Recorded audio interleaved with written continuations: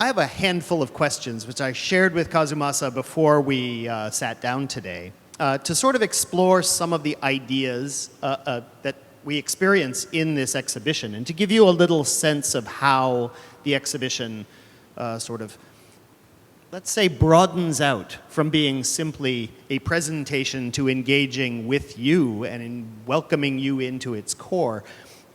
But I want to start by asking you a little bit about TeamLab itself, the collective. Can you just tell me a little bit about its history and where it is today? What has it become? So TeamLab was originally founded in 2001 with actually a group of new graduates from graduate school and college. They all majored in science and engineering, and they got together just to create a space, not even a company or collective, to explore, do experiments, anything with anything that's related to the digital, which was, has already become a big boom back then. Since the very beginning, one of the founders had been creating artworks and installations, but we never had a chance to present it anywhere. So, he and his team was throwing party to show the works and nothing more formal. So during that time, other founders started some web design or other businesses to fund the art projects. And that was actually how we kind of survived the early days of TeamLab. But in 2011, Takashi Murakami, the Japanese pop artist, he came to our office through introduction of a mutual friend, and then he kind of saw works in the office, and then said, okay, you guys have to have a proper show.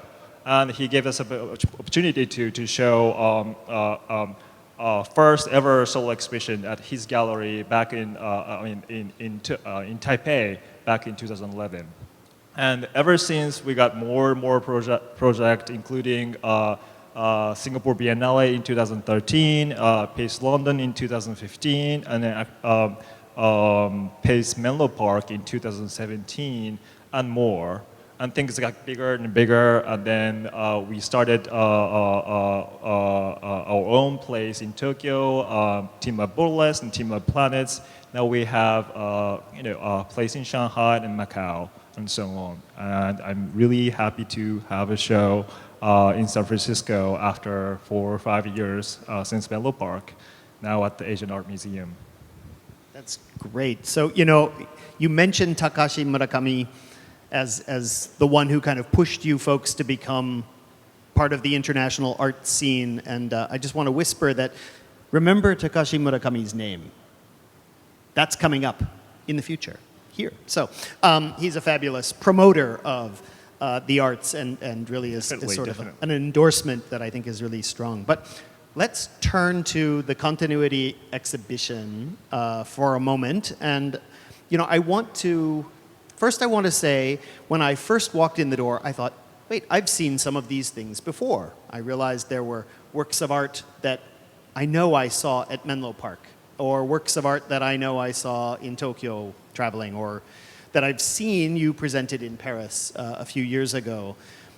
How are the works of art working with each other in this installation? And what is new, what is different about this installation? So the typical museum exhibition or any exhibition, you have separate rooms and standalone pieces, sculpture, painting, even video installations.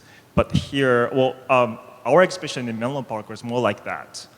But over the past few years, especially after 2017, we started to sort of combine those standalone pieces to work as one. And then we kind of shifted to present that inner relationship between each works instead of like each piece. Mm-hmm. So that's how this exhibition and then TeamLab Borderless is all about.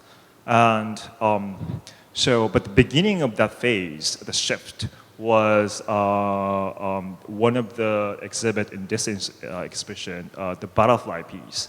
And we have a butterfly, the room with butterflies, and also the blank screen, where in which the butterflies kind of fly through. So that was the original piece that we created based on the idea of getting rid of the boundary between different media. But now our focus is to getting rid of the boundaries between artworks, not only the media. Mm-hmm. And that was in 2016. And in 2017, we had an exhibition in Pace, London, where we had multiple pieces, not only projection or monitor-based works, but all the artworks kind of move between each artwork space or artwork in the screens or projection. But that exhibition was single room installation. We've never done anything bigger than that. But in Paris in 2018 and at TeamLab Borderless in Tokyo in the same year, 2018, was the beginning of this long project of making the exhibition borderless. And here, this exhibition is 10 times smaller than the Tokyo exhibition, although we brought the most of the core element or key element of Borderless exhibition in Tokyo. So yeah, you get to see pretty much everything in this space. You know, I was thinking the same thing that, so for those of you who've not been to Tokyo to see their Borderless installation, it's massive. It's huge, 100,000 You'll be tired. square feet. You know, you wander and you wander and you wander, and, you know, and yeah, it exhausted me. It was great, and I will never forget it, but it was really big. When I walked into this, I found myself thinking, wait, it's all here. How'd you squeeze it into such a small space? But it also drew my attention to those points of interaction, the moments where one work of art's imagery flies out and goes and engages with another work of art. So the crows and the butterflies go mingling with each other, or the crows cause the characters to transform into their meanings. Those works of art are interacting with each other, but you're also calling on us to interact in that mix. And you know, I wonder if you can explain a little bit about that kind of, you know, what is behind the idea of making the public part of the actual work itself and allowing us to transform the space. So the idea behind the whole Borderless or continuity exhibition or concept is that you know, we wanted to sort of open up new ways to look at the world around us. Of course, the art in any art is a way to understand or see the world around us. But especially for us, instead of cutting out a piece or section of the world around us, we wanted to show the interrelationship. And then the world around us, we're part of it. And then we wanted to have the visitor to activate or influence and then be part of it and coexist with all the elements and artworks in the exhibition. Interesting. So, you know, part of what makes it seem so engaging and so immersive is the ways in which it triggers your senses. And I want to kind of explore with you a little bit some of the different ways that happens, and you know, what you of course have incorporated aroma. I hope everybody was able to smell the aromas. There are how many? Four different scents.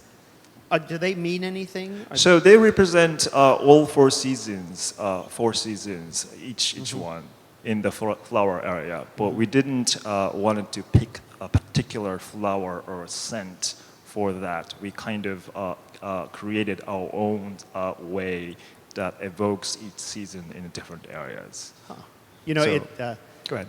I love that. Yeah, as you navigate through, you know, if you pay attention to it, you notice the difference, and then as you know, how the smells kind of blend together and then work as one, the whole, and also individually. You know, when I get home each night after I've been here working, Beth always says, "You smell like TeamLab." Is it a bad thing or a good thing? No, I think it's a good thing. I think it's, you know, it's better than you smell like you rode on the BART. But it's really a kind of lovely experience. As I've talked with patrons here and, you know, with our opening events, people know there's an aroma in there. Very few have spent the time necessary to really distinguish the four separate scents.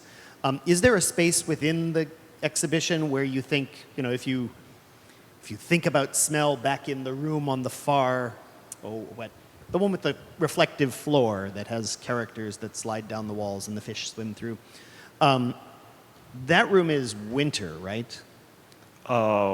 Which one? Sorry.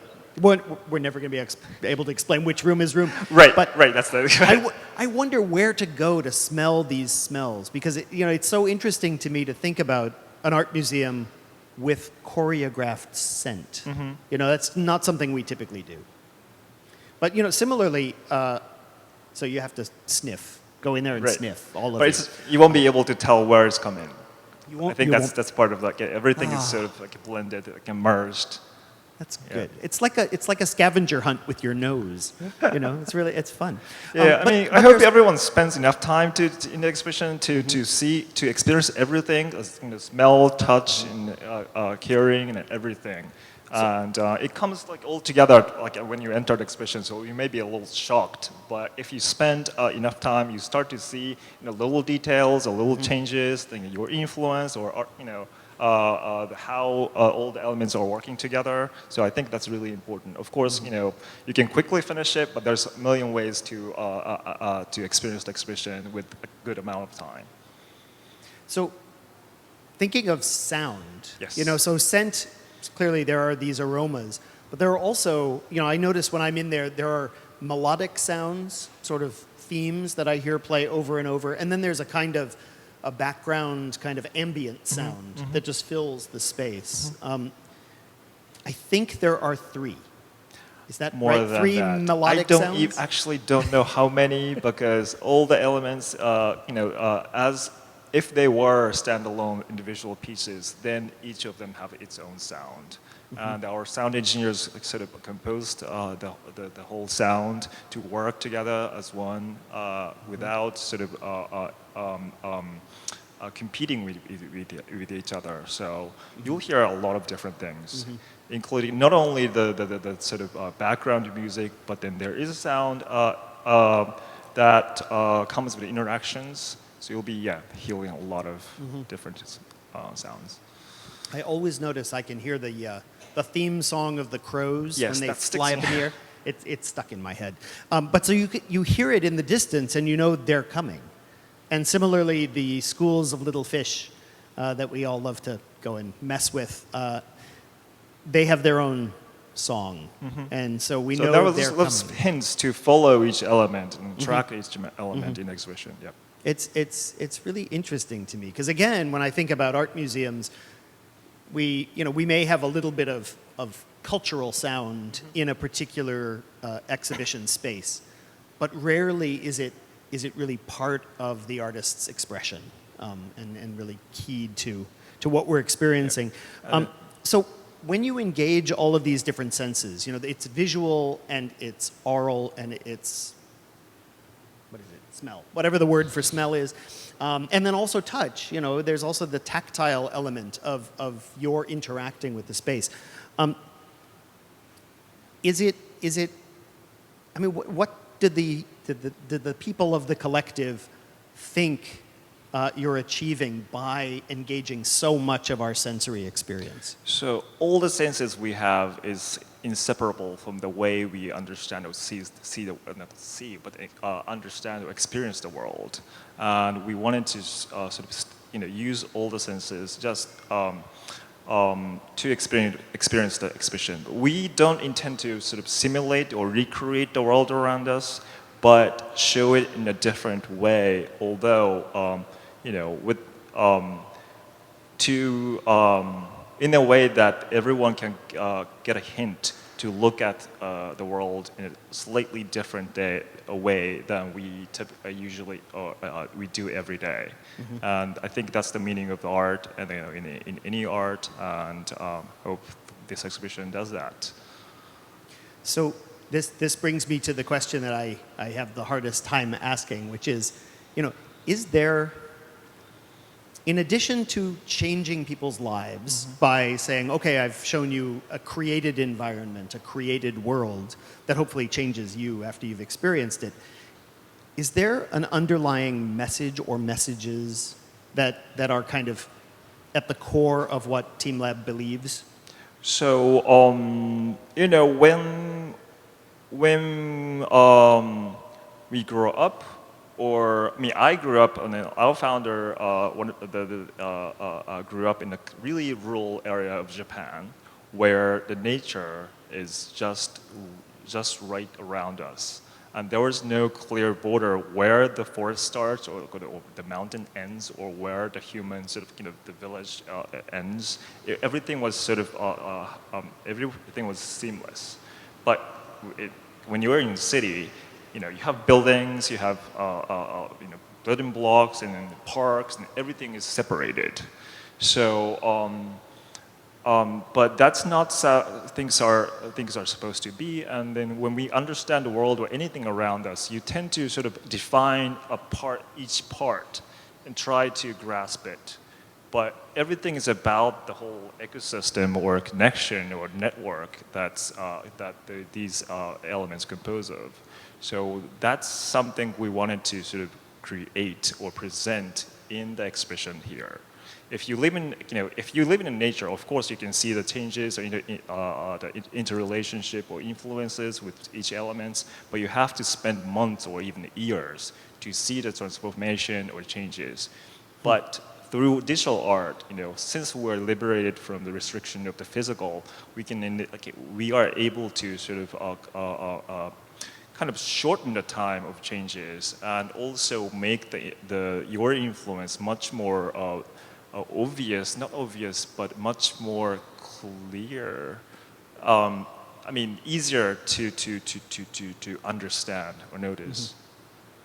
You bring up that issue of time, and time is something that I guess I never really think about. Maybe I think about time too much, or when I'm in there, I think about time a lot, because there's a kind of pace, that's set up, where the flowers change from one to the next, or I don't know, the fish swim by and then they swim away and they're not here anymore. So there's a kind of slowing down of my daily San Francisco pace.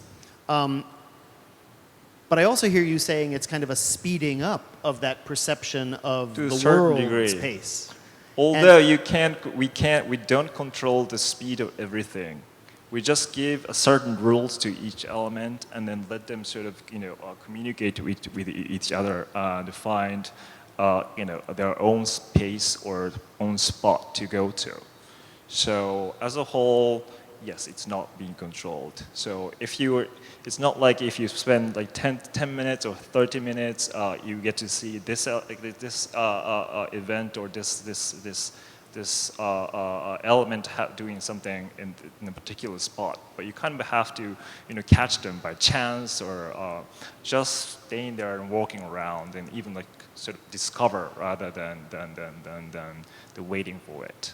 Right, and that gets to the point that it's not a recording. It is not a recording. It's not a movie that plays in a particular pattern or order.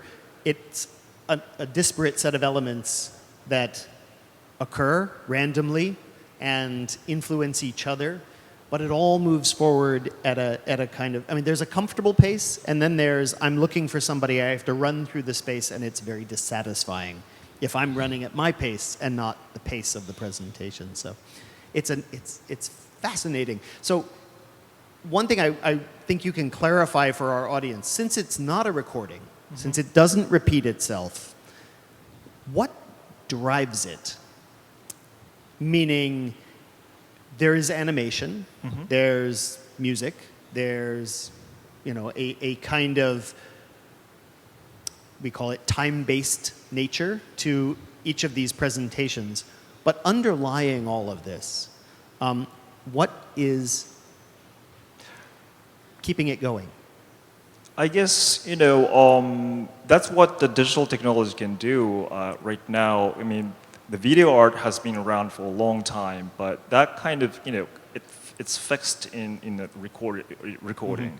But just because we got digital media, digital technology, we can sort of capture, or you can create our artwork out of the change, the transformation, the constant change.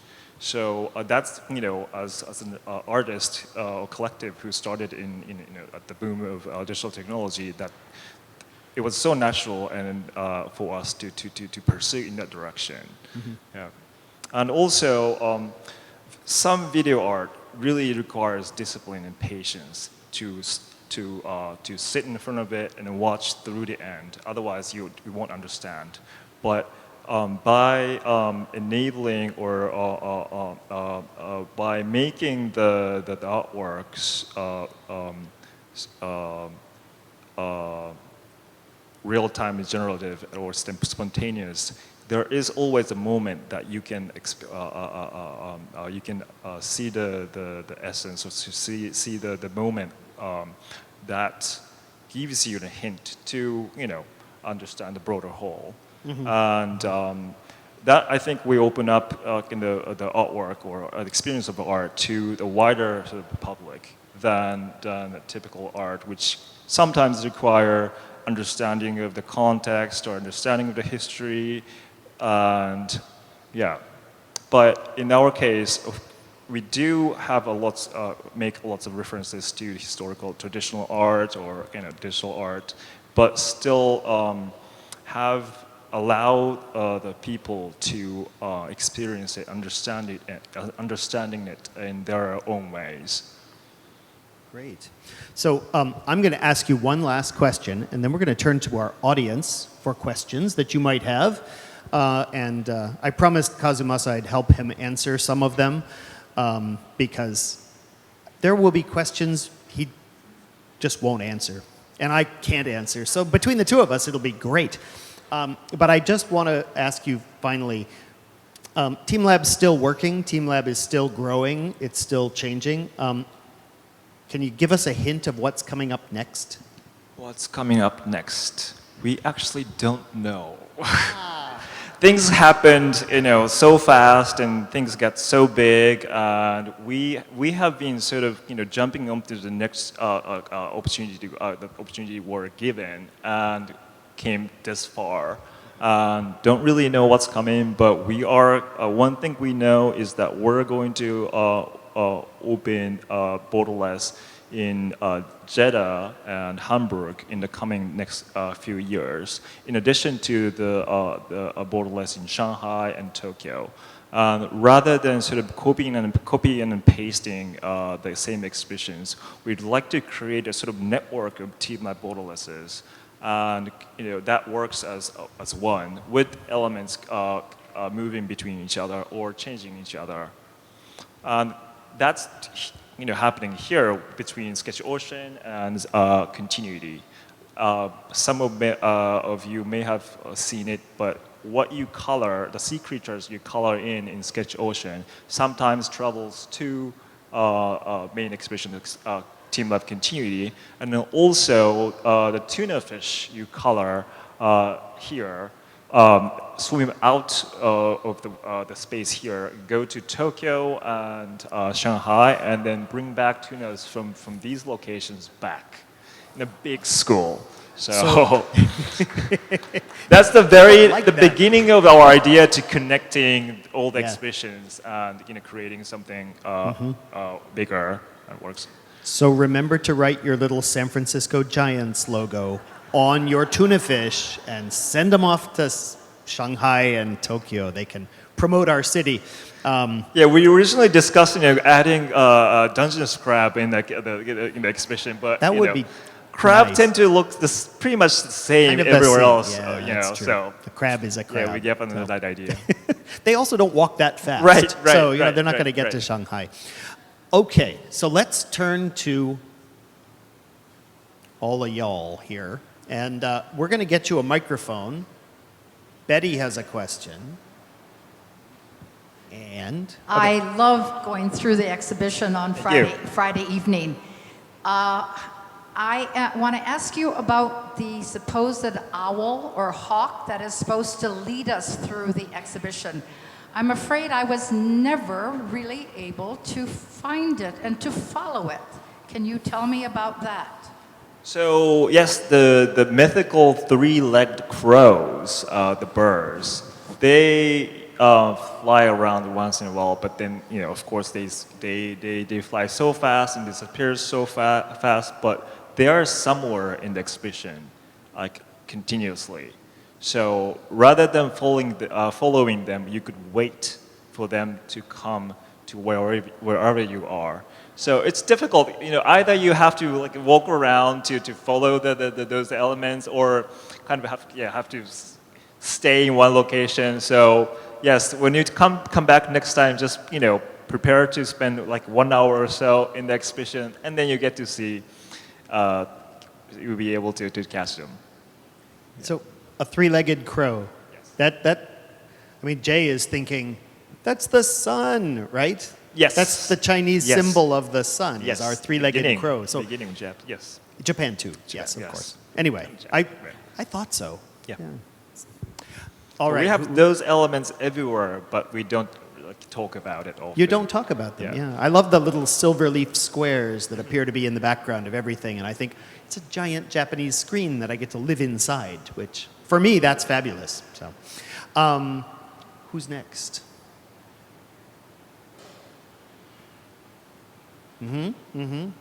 Somebody want to bring a microphone over here?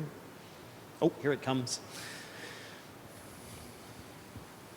Thank you. One of the rooms has the slanting walls in it, which was profoundly changing the experience for me. And I'd just be curious if you could expand about the thought process of that and how people interact with the space around them. Right. So in a typical projection-based installations, you either, earlier one, typically wall projection, or sometimes floor projection. But that piece, we wanted to create a sort of seamless projection that continues from the wall through the floor and then back to the wall. In doing so, we don't separate the videos on these surfaces, but then can use it as one, and make the video or make the visitors feel like they're floating in the video instead of looking at it. And in that room, crows fly around, fish swim in, and butterflies flutter through in the space. So make sure that you see. You check what's flying into the space and follow it. You will, those elements don't appear instantly out of blue moon, but if you follow, let's say, crows from the flower forest area, and they do fly in and start flying around in the space. So, yeah, there is. They do move, literally fly, move around the space instead of like popping out. They have to come from somewhere. Yes. So they Yes. come from and then they are outside. somewhere in the exhibition. Yeah. The sort of embedding of all those symbols and things, it reminds me that, I was talking to my wife before bringing her here over the weekend and saying, Beth, you have to be patient. You really need to be willing to slow down and observe what's going on around you and then interact with what's going on around you. Because if you come expecting one thing, like I want to see the fish or I want to see the butterflies, they may not be there. So there is it places a demand on all of us. And I think Betty's question, of where were those crows? I thought I was supposed to be led by them. Oh, they were flying around somewhere else. You just have to be patient and wait. They'll come find you, it's a lot of fun. There was, yes, over here. Let's go. Can you tell us a little bit about your TeamLab's relationship with the calligrapher Shishu? How the relationship came to be and what you think about her work? And Right. So in early 2000s, we had been working with her a lot, and the two pieces that are in the collection of the art museum, the two videos. The video starts from the sort of brushstrokes dropped on the screen, and it slowly move around and to become a character of life. That's what she created. And then we made it in 3D and animated it. So around the character of life, the branches start to grow and the leaves start to open and the flowers start to blossom, birds start to fly, and all the changes of 4 seasons happen. That was one of the earliest pieces we worked with her. And in the one of the projection installation in the exhibition, born from the darkness, what a loving and beautiful world. You know, the characters fall, and these represent one element of nature, and we gave the concept of the installation to Shishu, and she created calligraphy from her imagination that represents those elements, not only the meaning of the character, but then also the expression of the calligraphy. So you have an ongoing relationship Yes, with her, yes. and that's great. Huh. There's one question over here. Hi. If we touch the walls, does that affect the images? Yes, they do. Let's say the butterfly, when you touch the wall, the butterfly emerge from your hand, and when you touch them again, they start to fall. Or the crows, when you catch them at the head, when they bump into your hand or body, they turn into flowers. Or even the flowers, when you move your hands on the flower, the flower petals start to scatter faster than they do on their own. So everything you do in the exhibition have some impact on the works in the installation. Can you turn yellow up again? Or is it through heat? It is from a lot of things, but emotion and the position of your body and movement. Yeah. Great. Over here. Hi, I'm wondering if you can talk a little bit about the creative process, because it's called TeamLab, and I guess it's like a cooperative. So how many members are there behind this team, and is it like one person leading the idea and then other people are executing, or is it very much a kind of a collaborative idea? So TeamLab now have 600 to 700 people in the collective. Although those who are working in the art sort of projects are about 200 people. Some of the engineers, work on different departments within TeamLab, not only art part, but about that size. But the beginning of any project or any artwork, so we do have the founder who has been leading the art team or a team is of course the sort of the final decision maker, but how everything starts at TeamLab is very organic or even really chaotic, because at the beginning we get together and then throw our ideas, our interest, and then slowly start to form a direction for each project. So sometimes the idea comes from the engineers, sometimes it comes from animator or artist, but then whoever has the most opinion or expertise in a certain field or gets to lead the project.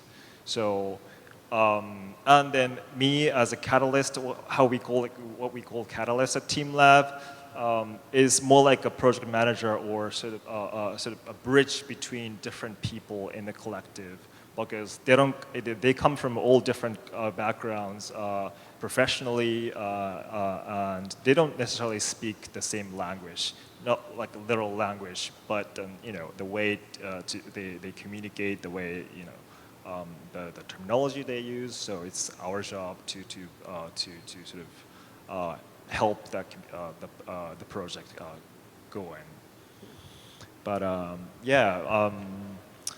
there is no clear sort of path for each project. That's why I think Rob a little bit suffered, with the museum team suffered, Of course at the we beginning of the suffered. planning of the show. But I'm glad that the show is now so open. Yeah. No, this show started 5+ years ago, and really Karen Wen, our former curator for contemporary art, she was the Yes. person who was in the thick of that difficult period of discussion and sort of negotiating the show into being. So thank you, Karen, off in Thank Singapore. you. She's I mean, far away. She did a great interview with us. That's in the catalog. That's But- true. Yeah. Yes, Yeah. but that each interview, I think she ended up having everyone talking about different things. And Yeah. I'm sure she did work so hard to put it together as one catalog. Yeah. But it's a great catalog. So please, you haven't seen it, please take a look, and definitely worth it. That's a good pitch for buying the catalog. Excellent. Buy it as a gift for your friends, too. There's a question right here. To me, the most analogous experience to being in the exhibition is scuba diving, where you come right up close to other, and there's this sense of wonder about it all, but it's very subtle. And I wonder how TeamLab maintains that subtlety without getting too blown away with the wow factor in the imagery. So, each work can work as a standalone piece. We somehow have to combine them together. And of course, there's always sort of, work to balance between all different elements.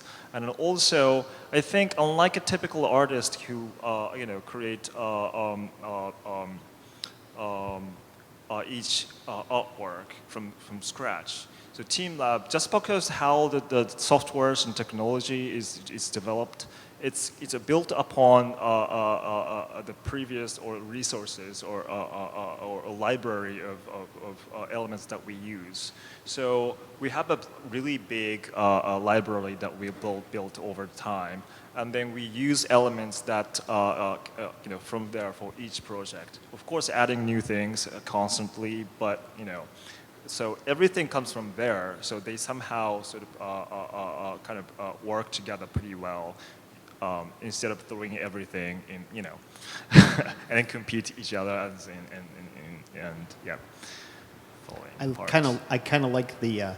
There's a suggested metaphor there. That the TeamLab connected works of art are almost like a coral reef, kind of one building on top of another, but seamlessly integrating one And also, into the next. which when is the nice. when the sea creatures from Sketch Ocean swim into the area, when you have big trees from the other work, Born from the Darkness, What a Loving and Beautiful World, they do look like coral reef. And yeah. So I think I think there's a lot of sort of relationship in the forms and shapes from nature, and then how they have been represented. And it's great that then you kind of pointed it out that notice that yeah. There's a question back there.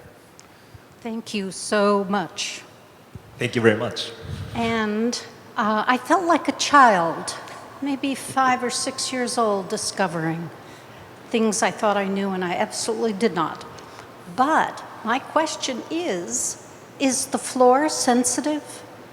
Yes, floor sensitive. All the surfaces in the exhibition are sensitive or sensed. So something happens.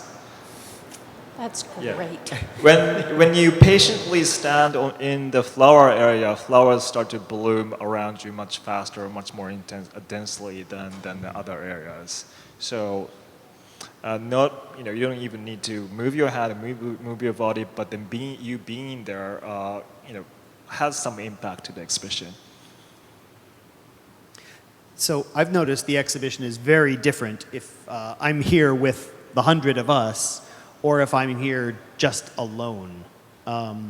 And when you think about the exhibition, do you think about it as something for me to encounter on my own, or is it really designed to be there for a crowd?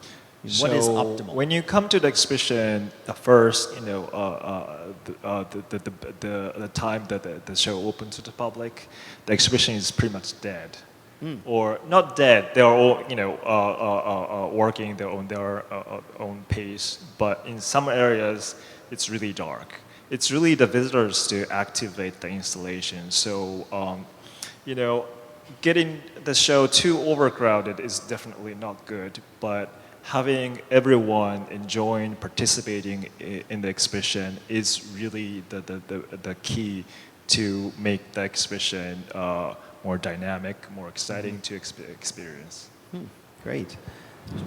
Yeah, I was wondering, in Singapore, the interactive, the butterflies, the things that you touch, the animals, the flora, all of that in the Science and Arts Museum. Did you set that up? Yes, we did. Yeah, that was actually our first sort of permanent exhibitions we've ever done.